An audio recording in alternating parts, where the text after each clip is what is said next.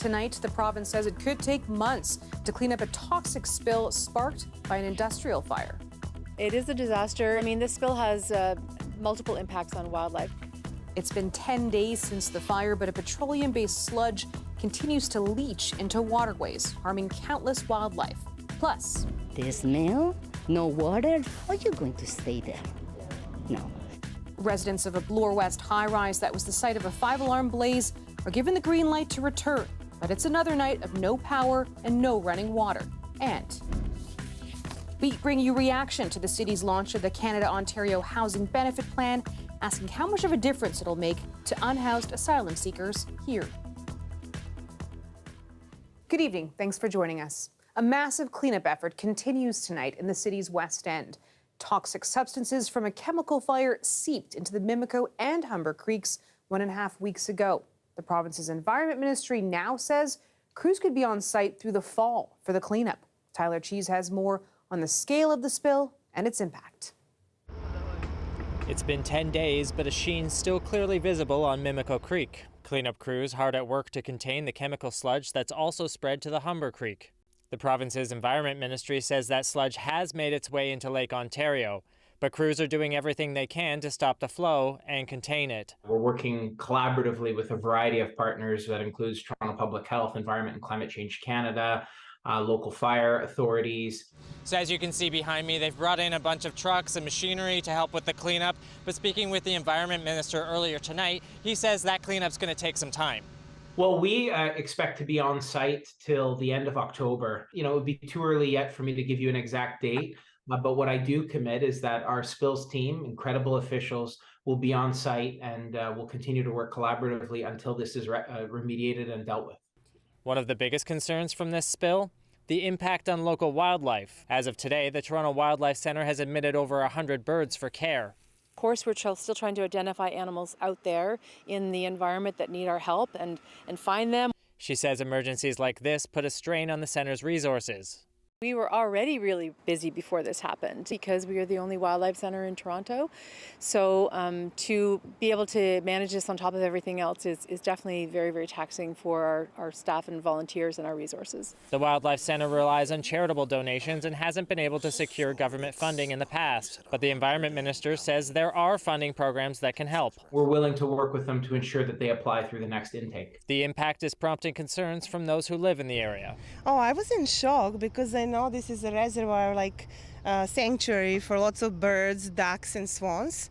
And I was like really worried when I looked at it. And I pointed it out to my husband and I was like, is there oil or gas or something in the water? The public is urged to report any animals in distress to the Toronto Wildlife Centre.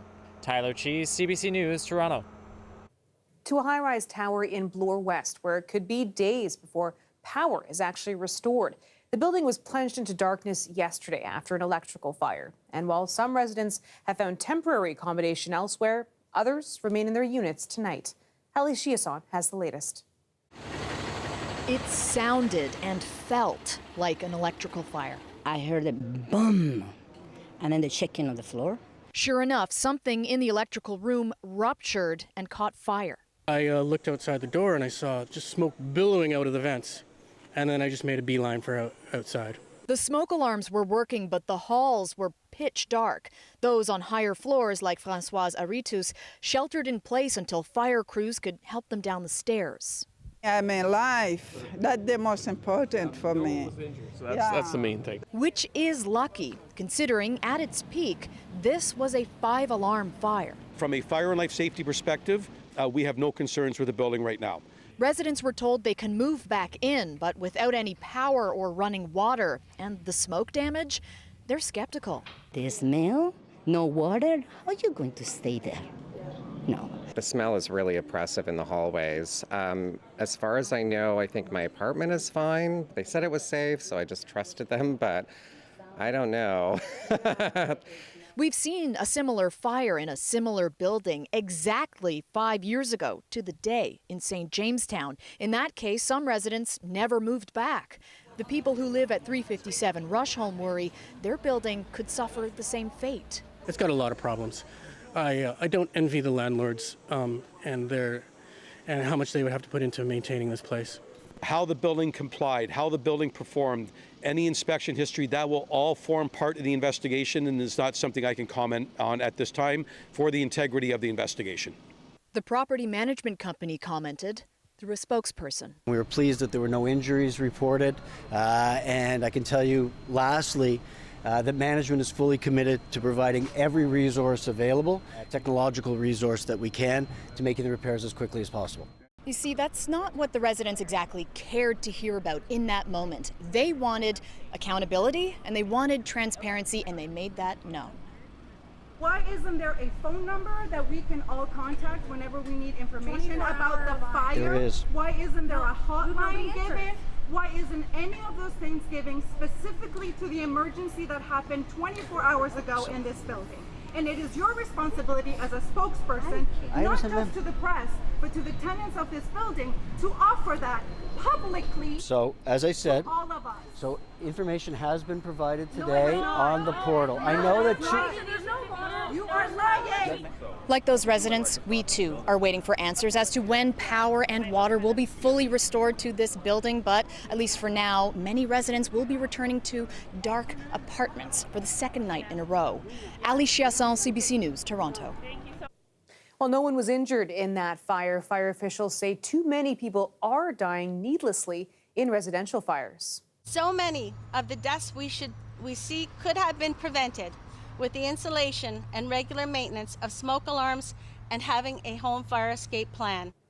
The Ontario Fire Marshal's office says last year 133 people died in fires. That's the province's worst year on record. The fire marshal says in most of these fires there were no working smoke alarms. This year has already seen nearly 70 lives lost in fires. Gun violence rocked the city's downtown core early this morning. A man in his 40s was killed after police say an argument quickly turned deadly. It all unfolded near Spadina and College. Greg Ross has what we know so far on the city's latest homicide. Police say what started as an argument quickly escalated into a deadly shooting. We have an individual that was shot on the west side of Spadina, and is a male in his 40s who is now deceased. We have located 2 cartridge casings that we believe to be used in the shooting itself. Because it happened so early in the morning, there were very few witnesses at the time. Most people who live in the area were still in bed. I was lucky I didn't have to get up early in the morning because I don't know what I would do if I was there outside in the street when it happens. Police say a few people have come forward with limited information, and they believe there are 2 suspects responsible for the shooting. The 2 suspects that were involved in this shooting went to a vehicle on the east side of Spadina and drove northbound away from the area. At this point, police have not been able to provide a description of the suspects or their vehicle. The victim was treated on scene before being rushed to hospital, where he later died. Police are now in the process of reviewing security video from the many businesses in the area. We know that there's video that are within these stores, and that would be critical for our investigation, but we're hoping that anybody does have dash cams or any sort of other evidence to come forward to the Toronto Police. Police are hoping that some of the surveillance video from the area will give them a better idea of how this argument started. They're also trying to determine where the victim and the suspects were coming from and why they were in the area. Greg Ross, CBC News, Toronto. You are looking at a live shot of Toronto. It is 19 degrees and mostly cloudy at this hour. Meteorologist Colette Kennedy joins us now with a first look at the forecast. Colette, a great start to the work week with a near perfect summer day, but will this last? Yeah, especially with the summer that we've had, right? That's the question. How many days can we string together with some nice weather? Well, we've got at least one more in the forecast bank for us, but I'll get into that detail coming up. I do just want to give you kind of a review of the daytime highs today, because yesterday, of course, we were almost up to 30 degrees in Toronto. Humidex value 36, way more comfortable today, 24. It felt like 26. That was the temperature in Windsor and Chatham-Kent, and a little cooler, the nation's capital, with a high of just 22. We had some of that high thin cloud, but also some smoke in the atmosphere kind of just west of the city, so western GTA up to just west of the Bruce Peninsula back into southwestern Ontario. We should see that improving as we go into tomorrow morning. We'll get a little bit of high cloud still in the morning and then mostly sunny in the afternoon, so a good day ahead, at least a dry one, but then the next system is going to be coming in, and I'm going to tell you all about the timing of that coming up tonight. Though you're your numbers, 15 for the low and 24 again on Tuesday for that daytime high. Thanks. Now to a story affecting many towns and cities across Ontario. Premier Doug Ford announcing more than $1 billion for municipalities. That's money he says will lead to housing getting built faster. But some critics are already saying the plan won't work. Lorenda Radikoff has the story. So today I'm pleased to announce the Building Faster Fund. The Premier says it'll mean construction happens faster, with money for municipalities that meet at least 80% of their provincially assigned housing targets. It's a total of $1.2 billion over 3 years. These are incredible sums of money that will reward municipalities for building homes. Plus, 10% of the money would be reserved for small, rural, and northern communities. His announcement comes weeks after intense criticism about opening up parts of the Greenbelt to housing, with the Auditor General finding the government favored developers. Plus, Ford had another announcement. That we're extending strong mayor powers to another 21 municipalities that commit to provincial housing targets. Specifically, municipalities projected to have populations of over 50,000 people by 2031. That means those municipalities would also be eligible for the new money. Many say they're suffering after the government lifted some charges for developers aimed at spurring more building. The Association of Municipalities of Ontario warns local governments could still end up short $5 billion. Ford is one of many politicians speaking to local leaders at the group's annual general meeting. You are losing permanently. The NDP leader says Ford's plan doesn't come close to replacing the money municipalities are losing. The interim Liberal leader isn't convinced this money will have enough of an impact for cities. I'm not saying it's a bad thing. I'm just saying it's way oversold, but that's the Ford government. That's Doug Ford.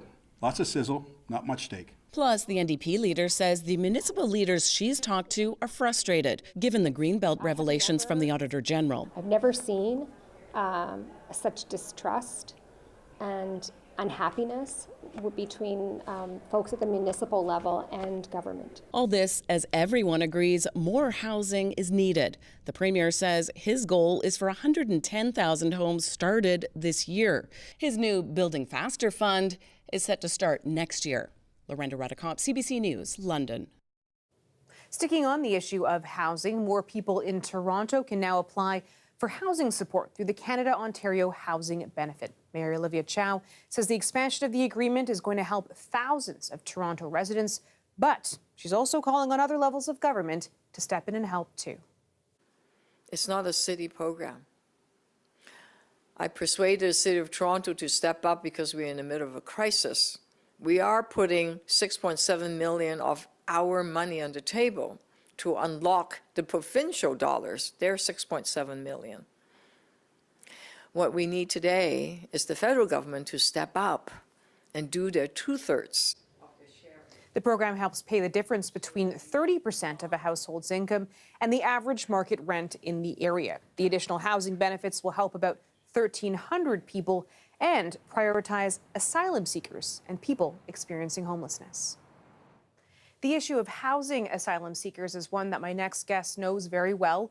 For more than a month, Pastor Eddie Jumba has been working to house refugees, many of whom were sleeping outside 129 Peter Street after the city started turning away asylum seekers from its shelters. Last month, the city did open up some shelter spaces and hotels for those refugees, but it has not been enough to meet the demand. Pastor Eddie Jumba joins me now. Good evening, Pastor. Good evening, Farah. Thank you for having me. We heard this announcement today from the mayor about the Canada-Ontario Housing Benefit. I'm wondering how much of a difference will this actually make for some of the people that you're still working to help? Thank you. I maybe like many of you, I was excited when I heard that. But a part of me cannot help but to acknowledge that we've had an announcement, a big announcement made before. And as I speak with you right now, not even a penny has necessarily arrived. So I received this announcement with some of that history. If it was to come through quickly, it would definitely make a difference. I still want some clarity on, because for us, the people at our church are not necessary. We are not a shelter, not even necessary. We are not a shelter. And I hear there's a criteria that one has to meet, which is you must have lived in a shelter for 3 months prior to the application. So we just want some clarity on that. But yes, it would make a difference if all those things are taken care of. And also, if it doesn't, like the previous announcement, take so long, because that money has not reached us, even though we are the ones doing the work. I'm not shy to say that we are the ones doing the work, but the money has not reached. So I received this announcement with a divided heart. Mm-hmm. Part of it excited, the other part I don't want to raise my hopes too much. When you say you haven't received a penny, you of course, organizations like yours and groups like yours have been housing some of these asylum seekers in your church or trying to find homes for them elsewhere. When you say you haven't received that money, has there been nothing come from the city to assist you so far? I am not overstating. I would not overstate anything. This is a very serious matter for me. The money, the 90s, whatever amount, $97 million that was announced, we have not specifically directly received money from that amount. We have been told to submit a budget, but even that budget, we have no guarantee that that budget will be paid. So what I'm stating is my experience, and I know it is similar to the other two churches, and there's a mosque also doing the same thing we are doing. At this point, what is actually needed for groups like yours? You talked about the fact that money hasn't arrived yet. What do you need at this point to help the people who are still showing up at your church, still showing up at groups like yours looking for help? I will say this, Farah. We do need the ongoing, because as people plan, the needs don't pause, unfortunately. So we need the ongoing things, food, beds. We need that. But right now, for me, the best way to answer that question while I have this opportunity, we need a space, Farah. We need a big space where we can have that space really ready so people can move in, and then they would have to be moved back and forth. But I know anytime soon, people would have to move away from the churches. So we need a space, a big space, 500 capacity, even more, where people can live not permanently. No asylum seeker wants to live in a shelter permanently, but we know the impact of what it means when they have a stable place to live, at least for the first 3 months, so they can go on with their life and become contributing members of the society. We need a space, big space. Have you heard anything from the city or other levels of government about possibly getting a space that you're calling for? All right. We meet with the city. I feel like I'm betraying them a little bit because we are developing a relationship, but this is the fact and this is my story. We meet with the city 3 times a week. In all of those meetings, I have been asking one question. Have you located at least an address? Do you have an address of a building? Every single time the answer we have received is no, Pastor. We have not yet nailed down an address. That is as far as the question about the space goes. So the city is telling us that of all the buildings in Toronto, they have not been able to locate one address of a building that we could move people in. And it takes me back to thinking something I've been wondering about for some time, whether they are looking at this as a crisis. I tend to think they are not looking at it as a crisis anymore, even though on paper they have named it a crisis. Pastor, it's been really great to speak with you this evening. Thank you so much for joining us and sharing your thoughts on the developments today. Thank you for having me. That is Pastor Eddie Jumbo with the Dominion International. Let's go back to Colette now with a look at your extended forecast. Colette, you mentioned we might have some rain here locally later this week, but for those out west and up north dealing with the wildfires, how's the rain forecast looking out there? Yeah, I'm glad you asked that, because obviously that's what we would love to have, this widespread soaking rain. We know we've got remnants of what was Hurricane Hillary, and let's kind of piece it all together for you. Now, with some of that, there was about 5 to 10 millimeters of rainfall that came around the Yellowknife area. That was somewhat helpful, but still the air quality statements in place there.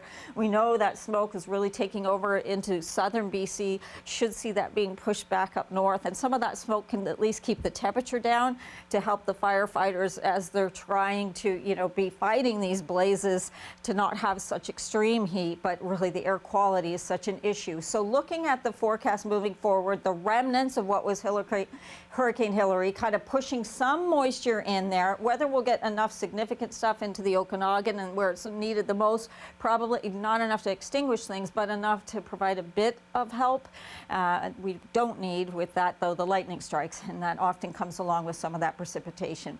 For our forecast, in terms of what we have, a dry day ahead tomorrow, and then towards midweek, we do get into a few showers developing. Some of the heaviest stuff, not even showers, heavier rain, so look like they'll stay to the west of the city, but still that band there from Goderich down to London into Norfolk County, and it's lighter stuff into the city, back towards southwestern Ontario, and then some of that lingering with even some of these isolated showers possible into Thursday.